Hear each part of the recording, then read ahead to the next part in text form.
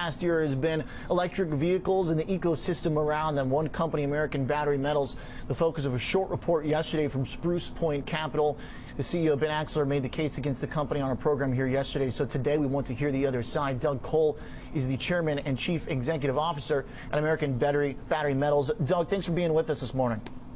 Hey, thanks for having me on today. I really appreciate the chance to support our shareholders. This is a great day. This is a great day for American Battery. Okay, let's talk. I want to first just introduce yourself to our audience for those that don't know you or not familiar with the stock. You've had a huge run over the past year, and I want to know just kind of firstly where you have facilities built for these recycling businesses right now. Walk me through the customers, walk me through the business model.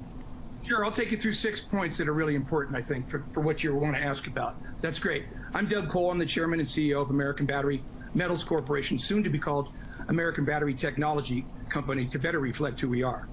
But we're not going to be bullied.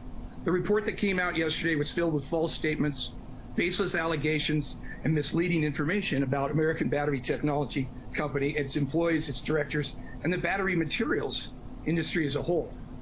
Credible third parties like Bloomberg's NEF, their energy group, has said that this business is going to be $60 billion by the end of 2024. Our permit is in place with the city of Fernley. It's public. We've been meeting with publicly. They've been nothing but supportive of us. Our main concern is the health and safety of the people of Fernley and our employees going forward. While we spend most of our time collaborating with the whole neighborhood of Nevada, Nevada's a great state and great people. We know all the people, but we are in no way connected with Comstock Mining in any way, shape, or form. The report also ignores a few things. It ignores our proprietary technology. It's amazing because we just got a huge award from the Department of Energy. We've been validated by BASF and Greentown Labs for the last 2 years. We just won the award with DuPont to set standards for lithium extraction from clay deposits around the world, the United States to start.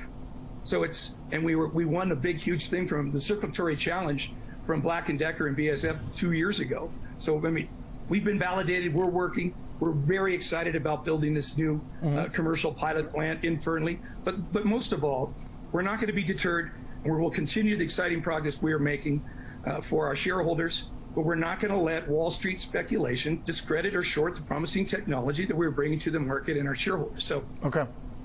That's my statement. Thank you. Okay, Doug, so some of these specific claims I want to ask you about, but firstly, just kind of the pure, simple, what facilities do you have right now? What kind of revenue and customers do you have at this moment? Because this is a huge market, many say, but right now, what do you have? So we're in the middle of building our first commercial pilot plant, 20,000 metric tons per year in the city of Fernley in an opportunity zone in the great state of Nevada. That's what we're doing. That plant should come online by the end of this year, and it will continue to give to that city, employ 100 people over the next couple of years, and give to that city great business for the next 50 years. We're staying the course, and we're going to continue to stay the course. This is a great business. So I'm looking right now. After that, we'll build 2 more plants, big plants, 10 times the size in great states in the United States, and then we'll go global after that. So. Doug, right now, that first plant, I'm looking at a March PowerPoint from the city of Fernley. That's the town in Nevada that the conditional use permit has been given. From the slide that I see, it's described as under review. Can you be specific on the status of that plant? Have all the paperwork and clear to start physically building? Do you have machinery there, construction underway? What is the specific status of that? We have bought the land. We own the land. We've put in for our permits. We're working through all the health and safety issues with the city now. That's our most important thing because this plant will be here a long time. All cities are always worried about the health and having bad businesses come in that destroy the environment. We're not destroying the environment. We're environmentally friendly and economical. So it's very exciting from that standpoint. Like any city, you got to do everything correctly, and we're doing everything correctly. We've hired some of the best teammates in the world doing this. My COO did this at Facebook for many years, billions of dollars in global locations and this stuff. We will get this done, and it's working. But the city, the state, the county, nothing but supportive. So. And what's the timeline for when you'll break ground? Because it doesn't seem like you've broken ground in terms of construction. Well, the way the permit works, we can start grading here shortly, and we will do that. You'll see those. You'll see that. Just watch. We'll be putting a video camera up there, and you can just watch it go over the next few months. Okay. Now, the estimates that you're giving, I'm curious, if you haven't built the plant yet, you don't have plants. From what I understand, please do correct me if I'm wrong, this is a new business that's right now. How do you gauge what the actual volume is going to be? I heard, I believe, 20,000 tons. Where are you coming to that number from? I mean, and what's the timeline? We have a very sophisticated technical group that have been in this business for 10 years. We actually know what we're doing. We've been doing this in Boston, in a lab in Boston for the last 2 years. You could come and see it. You'll be able to come and see what we're doing in town. It is the first of its kind. There will be issues. We will get through those, though. We've been proving this to everybody, all of our investors, but all of our technical investors for months, for years actually now. So everybody's very supportive of what we're doing. I hope that answers your question.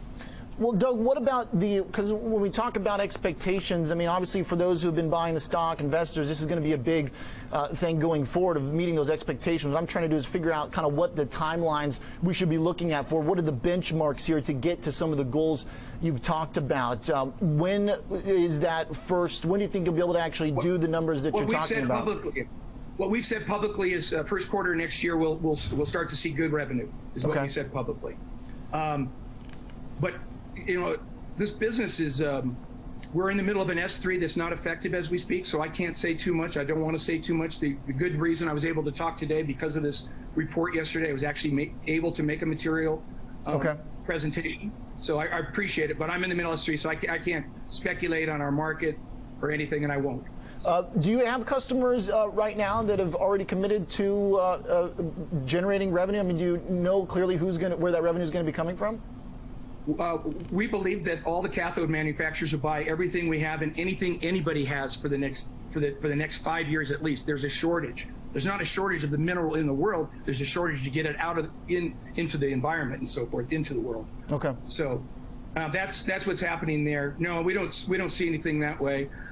We are very close with the U.S. government. We're working very hard. Obviously, we have this big relationship with the Department of Energy, and that's going great. So we need a lot more customers than the cathode people and the U.S. government. We're here to support USA. So thank you. I saw the $4.5 million grant from the U.S. Department of Energy. Part of the Spruce Point case is that that's going to be a shared grant, that's not the entirety of American Battery Metals' deal. Can you elaborate on that?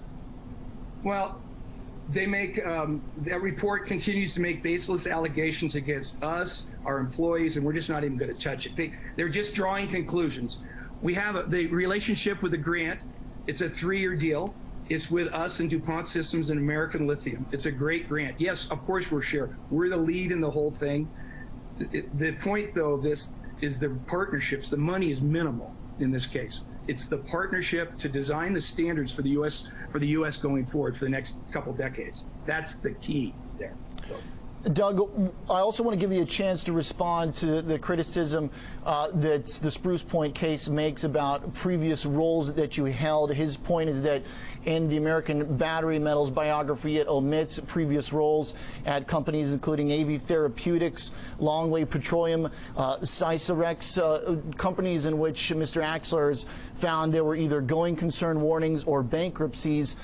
For the Longway Petroleum, that one I was able to verify that the SEC did charge fraud eventually. I just want to give you an opportunity to respond to the previous roles. On that particular one, you could call the SEC and talk to them, but they'll call it the Cole Doctrine. That was I've been brought in personally. I was brought into this company to fix some rights and wrongs, and I did that for Longway, and I did that for another company called NetAmerica.com. I did that. That's what been my role, is to go in and clean up companies and get them right. This particular company, we cleaned up. It had a great asset and a great future, and we all got behind it, and we made it work. And it's very exciting for us and all our employees and all our investors. We're very excited. Okay.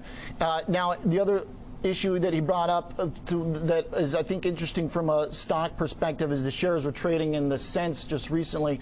At the time, he had about 16 million shares. The stock is a small amount, about 10,000, but he sold them for 10 cents. I mean, for everything I'm hearing from you, doesn't sound like the type of market you want to sell for 10 cents. No.